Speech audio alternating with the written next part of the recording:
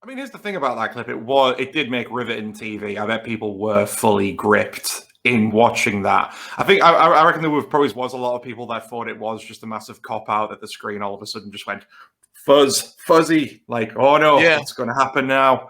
Because I'm pretty sure there is like an extra bit where there's like, I mean, I think it's like after a break they show more of the fuzzy fudge, and I think you do hear gunshots just to try and keep adding to that tension. But then eventually it cuts back, and it's all just been.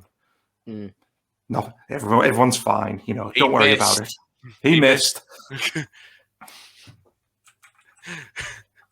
Well, speaking of kayfabe, we are now going to go to an era where kayfabe was definitely a little bit more prevalent, and this would be Jerry Lawler and Kaufman way back when on Letterman. So let's just go to the clip first, and then we'll talk about it.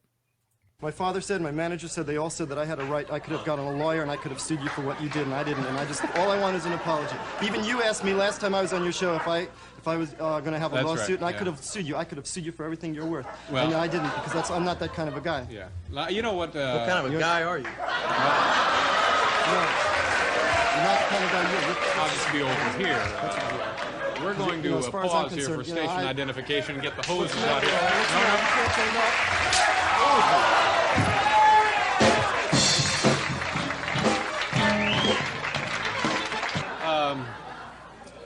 Is Andy, are you coming in here again, or? I am sick of this bullshit. You are full of bullshit, my friend. I will sue you for everything you have. I will sue your ass. You're a motherfucking asshole. As far as I'm concerned, you hear me? A fucking asshole. Fuck you. I will get you for this.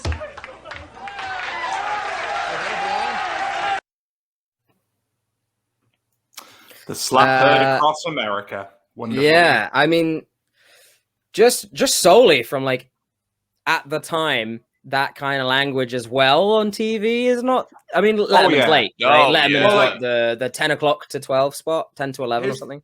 Here's the thing about American, like they are very, especially on TV, even today, words like the F-bomb is still quite a big deal, especially on like live television, even if it is going out at late. Like, like even if you watch stuff like Fallon and late night shows now, they have to work really hard to make sure they can beep it in time. Like it's still a big taboo thing even today.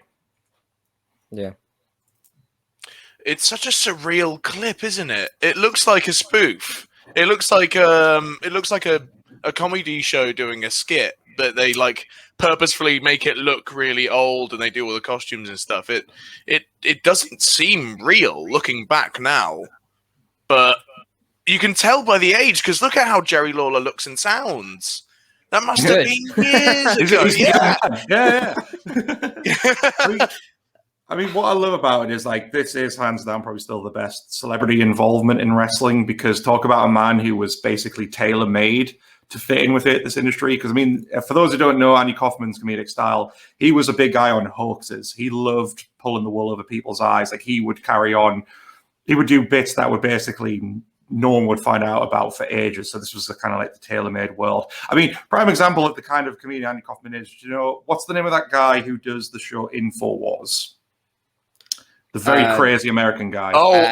Alex Jones. Alex Jones, yeah. There's a popular rumor that Alex Jones isn't a real person, and that's just secretly Andy Kaufman in disguise. An Andy Kaufman character. Yeah.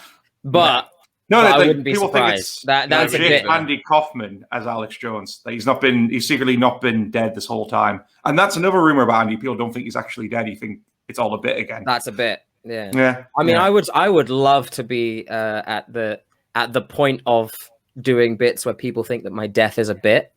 I would love that.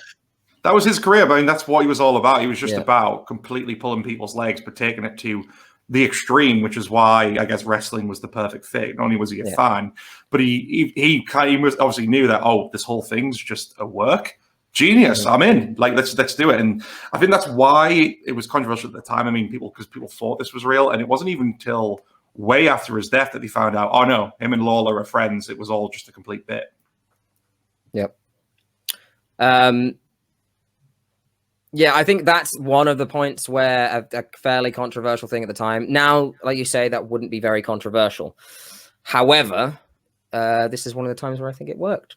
and it was really good. Obviously, there was a bit where Lawler broke Kaufman's neck, hence the brace there.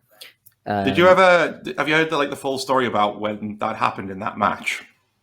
So, like, I think they kind of obviously worked out they were going to do it, and basically Lawler did the pile driver. I think the plan was they were eventually going to get Andy out to the back, like, but still kind of sell that he broke it. But Andy wouldn't get up off the ring, so Lawler was like, "Well, what's going on?" The referee came and went.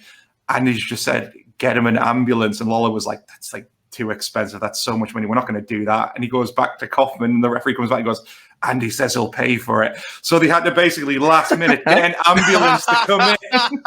And Kaufman lay there the entire time just selling this whole thing until the ambulance came and took him out of the arena. That's how dedicated he is to the bit. All right. I mean, that's fully sold me that he's willing to, like, that's a pile driver. That was a sit-out pile driver. Yeah. I'm staying down. I'm selling. All right. Well, now we move to something less great.